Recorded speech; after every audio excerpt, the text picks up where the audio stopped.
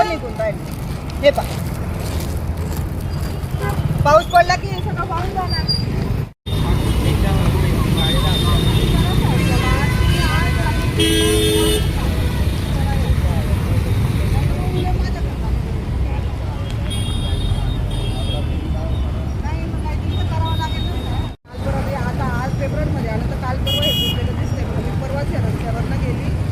खूप मोठा खड्डा होता आणि आता तिथं पुजलेले तर काय टाकलंय साहेब, थोडं फक्त आजूबाजूची निघालेली माती तिथं दाबून दिलेली साहेब. एक बाजू दाबलेली आहे, एक बाजू तशीच मोकळी आहे साहेब. हो हो, पण मग आपल्याकडे इकडे जाणारा रस्ता आहे ना साहेब, आपल्या वॉर्डाकडे हे जे डिव्हायडर आहे ना त्याच्या साईडनेच आहे साहेब, तिथं तो जॉईंट होतो. मग काय काय करणार आहे तुम्ही, म्हणजे काय करणार आहे मला ते सांगा तुम्ही, कधी करणार आहेत ना साहेब, आहेत ना, कुठे गेले साहेब? हो बोलले साहेब, बोलतात.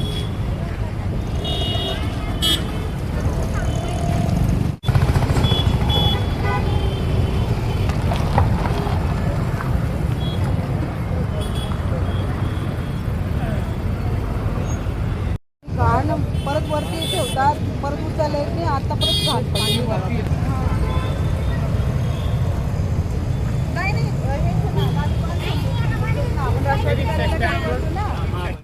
ताई, आकाशवाणी चौकामध्ये तुमच्या वार्डाकडे जाणारा रस्ता जो आहे तिथे फक्त तात्पुरता ही माती स्वरूपात टाकण्यात आलेली आहे आणि मोठमोठे खड्डे फक्त ते माती टाकून बुजण्यात आलेले आहेत आणि आज तुम्ही पाहणीसाठी आलेले आहेत आणि अधिकाऱ्यांनी सुद्धा इथे बोलवलं होतं, तर काय सांगाल? मला वाटतं प्रशासन आणि अधिकारी वर्ग अजून कुंभकर्णाच्या झोपेमध्ये आहे. त्यांना उठवण्याचं काम आम्हाला करावं लागेल, जनतेला करावं लागेल. कारण की त्यांना मी जेव्हा आता इथं बोलवलं, त्यांना काम दाखवलं, त्यांनी सांगितलं की तात्पुरतं केलंय ताई, आम्ही सुधारणा अजून करू शकत नाही कारण की पावसाळा आहे. पण मला त्यांना असा प्रश्न विचारायचा आहे की पावसाळ्याच्या आधी त्यांनी हे खड्डे बघितले नाहीत का? कारण कालपर्यंत मी या रस्त्यावरनं 2-3दा गेले, तो खड्डा तसा होता. पण त्यांनी आज रात्रीतनं फक्त कोणी बोलू नये म्हणून त्यांनी आज कितीच माती मी रिक्षावाल्यांशी इथं बोलली ना थोड्या वेळापूर्वी तुम्ही येण्याच्या पूर्वी. त्यांनी सांगितलं की ताई इथं आजूबाजूची माती होती ती त्यांनी काल जेसीबीने वगैरे असं ढकलून दिली आणि त्याच्यावर फक्त 2-3 टायर फिरवून दिलेले आहेत. पण जरी याच जागी अजून जोराचा पाऊस आला तरी सगळं माती परत वाहून जाईल आणि परत ते खड्डे. तर मी त्यांना सांगितलं की तुम्हाला काहीतरी पक्क काम तुम्ही करून द्या की जेणेकरून लोकांना येण्या जाण्याला सोयीस्कर होईल. ती माती टाकली आहे ती सगळी रेती आहे, त्या रेतीवरनं आजही गाड्या निसटण्याची भीती. तर कोण एखादी लेडीज त्याचा छोटासा मुलगा घेऊन जर या रस्त्याने गेली आणि जर त्याच्यावरनं पडली तर त्याला जबाबदार कोण राहील याची जबाबदारी अधिकारी वर्ग घ्यायला तयार होईल.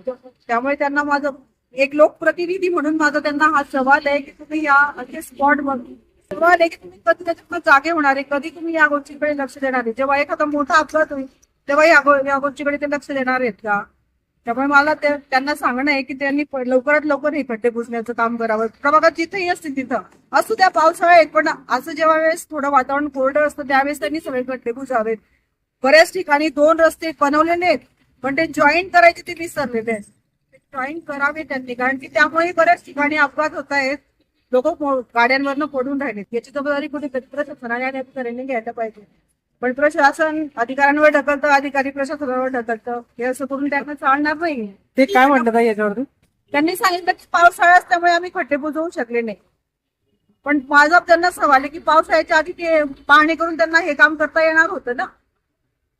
जून मध्येही बऱ्यापैकी पाऊस नव्हता, भरपूर कोरडं होतं. तर पावसाळ्याची तर पूर्वतयारी म्हणून जसं आपण नाले सफाई वगैरे करतो तसं त्यांनी खड्डे बुजवायला हवे होते. ते हा एक प्रकारचा निष्काळजीपणा झाला, लोकांच्या जीवाशी खेळणं झालं हे एक प्रकार. ते त्यांना परवा नाहीये लोकांची, हे आवडतच. ताई, अधिकारी अजूनही झोपलेले आहेत, ते जागे होत नाहीयेत आणि जे जागे होत आहेत त्याच्यात पण असं निष्कृत दर्जाचं काम करतायत. आणि जर आता हे जे तुम्ही आवाज उचललेला आहे हे काम जर त्यांनी लवकरात लवकर व्यवस्थित नाही केलं तुमचं पुढचं पाऊल काय असणार? त्यांनी जर त्यांना अल्टिमेटम दिलंय की उद्यापर्यंत मला हे काम करून हवंय आणि जर त्यांनी उद्या इथं काम केलं नाही तर मी स्वखर्चाने हे खड्डे बुजवायचं काम करते या ठिकाणी. कारण जेणेकरून माझ्या प्रभागातल्या लोकांचा जो जाण्याचा आणि येण्याचा रस्ता आहे तो तरी त्यांना व्यवस्थित हवा.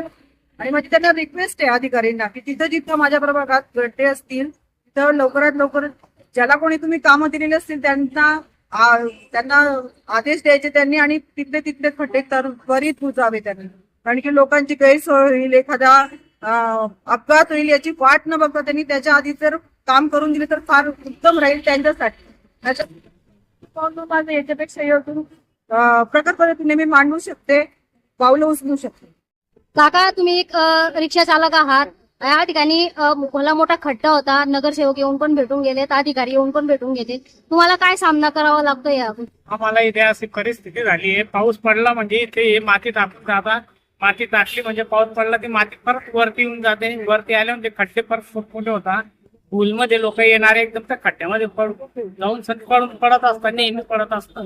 आम्ही परत इथे असतो, फटाफट उठून घेतो आणि हे नेहमीची तक्रार झाली. आजपर्यंत इथे कोणी लक्ष पण देत नाही, काहीच नाही. इथे पाणी साचतं, इथे गटार आम्ही ठेवतो, मोटर पण आम्ही फुलत राहतो, नेहमी फुलत राहतो.